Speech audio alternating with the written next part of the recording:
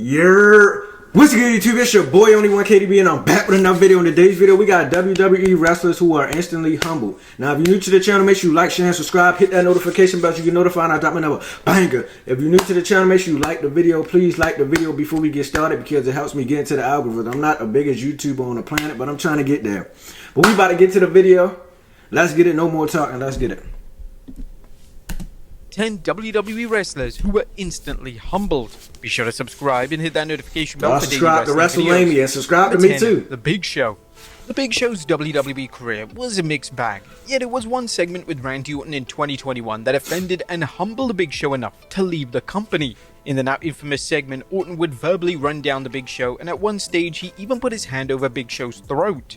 WWE booked Big Show to sit there and take this abuse, and Big Show was completely justified in taking issue with the segment, as it made him look completely powerless. During an interview with Inside the Ropes, the wrestling legend discussed why he found the segment humbling. That's something that the WWE has always done too. They will use every tool available to promote something that they're promoting. Everything's on the table with them. I understand that the role was setting up what it was setting up, but it was a little bit of a humbling experience to sit on the stage and get berated for the work that you've done. But that's part of what you sign a contract for. You sign a contract and you get paid to check your ego at the door. If you don't want to check your ego anymore, then you can leave.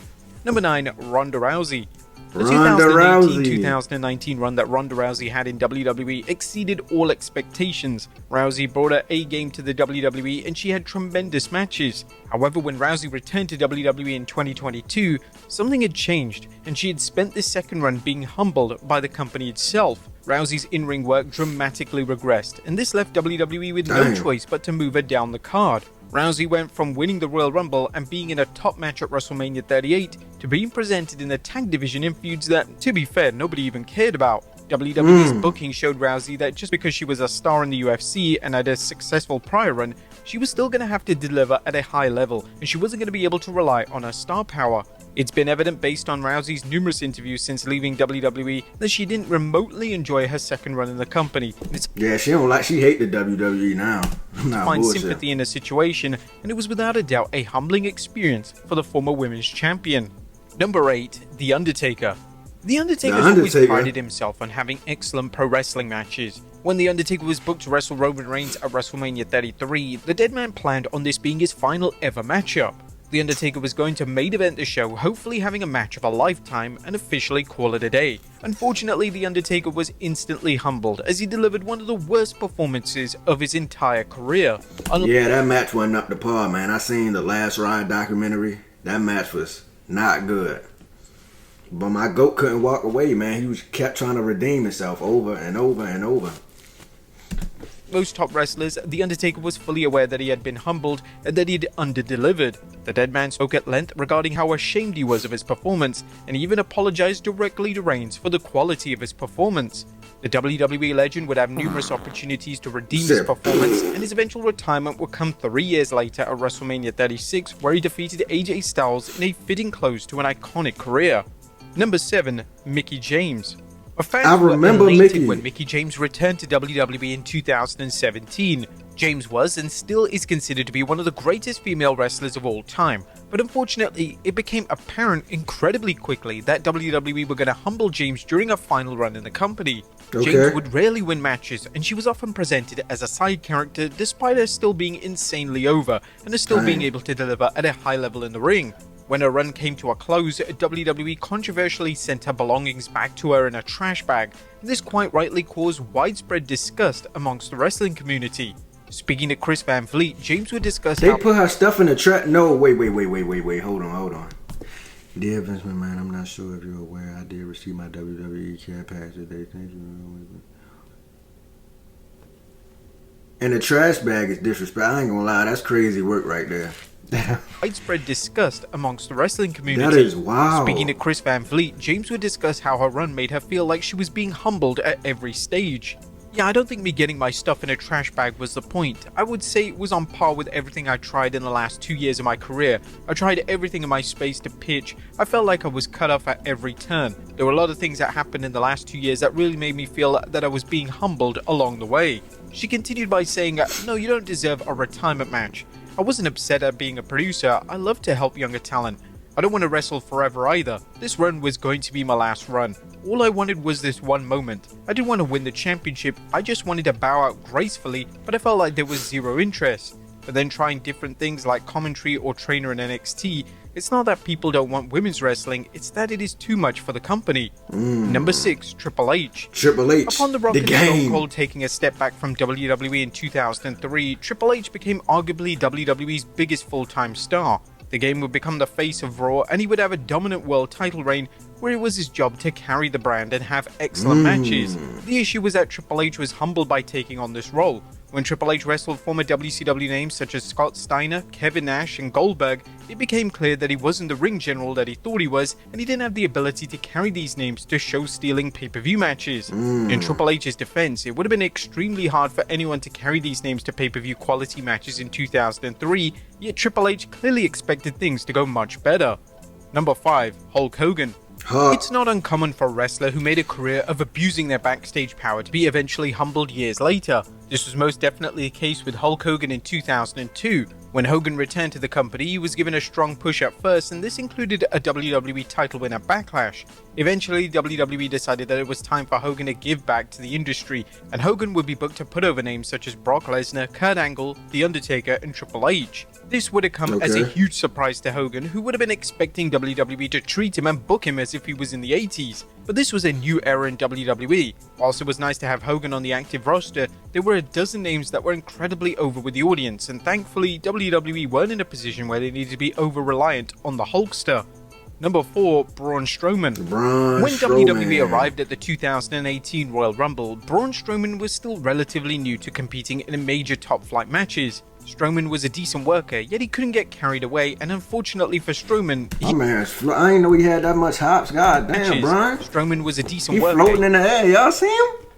I ain't know he got up like. I remember they tried to make it seem like Braun Strowman was the strongest man on the planet. Remember he lifted up that ambulance truck? Whole time he ain't even lift it up really.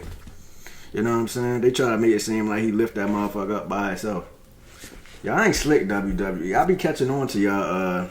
What y'all be doing, man. But it's all good, man. It's all entertainment. I ain't gonna lie. I thought he lifted it up at first for real until I started doing my research.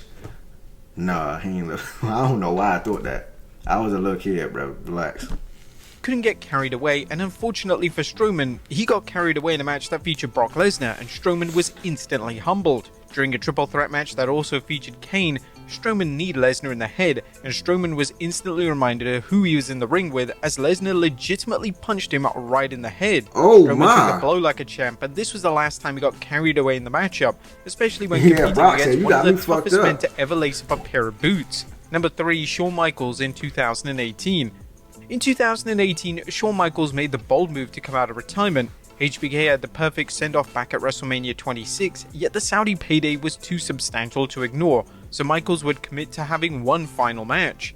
HBK believed he still had the ability to deliver a great match, and he would team with Triple H to take on The Undertaker and Kane at the Crown Jewel event. The match ended up being a total embarrassment for all four men. HBK was not completely awful, was not the old HBK, and fans wished he remained retired. Michaels was quick to swallow his pride and admit that maybe it wasn't the best decision in the world to wrestle again, and Michaels and the fans have collectively tried to act like the match never even happened, which is... Yeah, this was disappointing, man. My goats just didn't have it no more. They was old, man. They look like old grandpas out there, man. It looked wild, man. If y'all seen that match, y'all know what I'm talking about.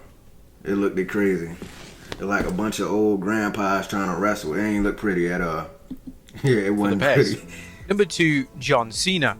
Upon becoming the face of WWE, it allows that top star a certain degree of power and influence. At the 2010 SummerSlam event, WWE had planned for Team Nexus to defeat Team WWE. However, WWE's top guy John Cena wasn't a fan of this finish, and used his sway to get the match changed and present him as the sole victor.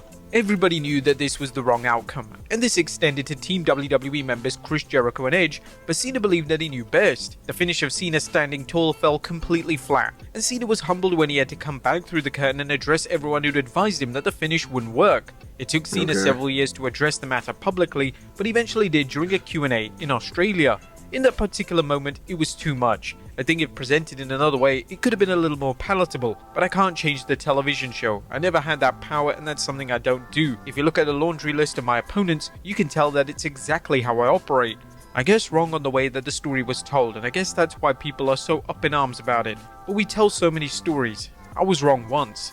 And number 1, Shawn Michaels in 1998. Shawn Michaels again? It's been an urban legend for decades that Shawn Michaels wasn't going to do business at WrestleMania 14. HBK was booked to drop the WWE title to Stone Cold Steve Austin, and there was intense speculation that HBK simply wasn't going to do the honors. It was believed that The Undertaker was one of the names who humbled HBK by insisting he did the job to Austin, and he reportedly even taped his fist in case he had to get physical. The dead man addressed these claims during an interview on Broken Skull Sessions. I don't think he was excited because you were on fire.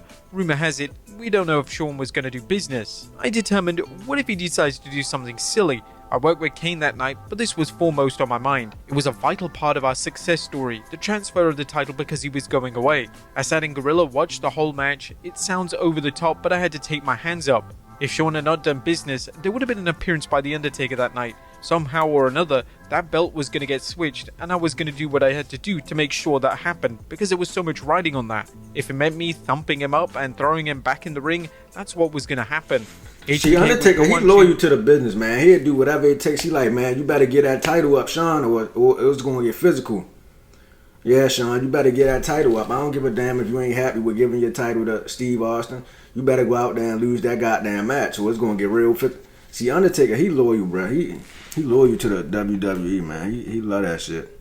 Shout out to him, though. Shout out to the Undertaker. Shout out to the GOAT, the greatest wrestler to ever live.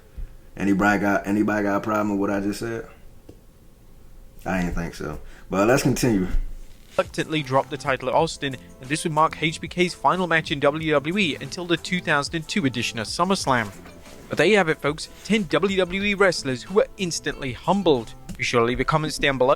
We're about to get out of here. If y'all enjoyed that reaction video, make sure y'all like, share, and subscribe. Hit that notification bell so you get notified when I drop another video. Make sure y'all like the video so it can help me get into the algorithm. I'm not the biggest YouTuber on the platform, but I'm trying to get there, though.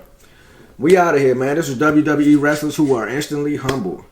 Now, I know some of y'all favorite wrestlers was on here. I know Undertaker was on here. That's my favorite wrestler for me. Shout out to Ronda Rousey, man. She a UFC fighter and shit like that. She don't like the WWE no more. I don't know why, though. The WWE cool for real. I love it. No, it's actually great, actually. Kellogg Frosted Flakes. Shout out to Triple H, man. Hook me up on a script tip. Just give me in one match. I ain't asking for too much. Just one match. Just one.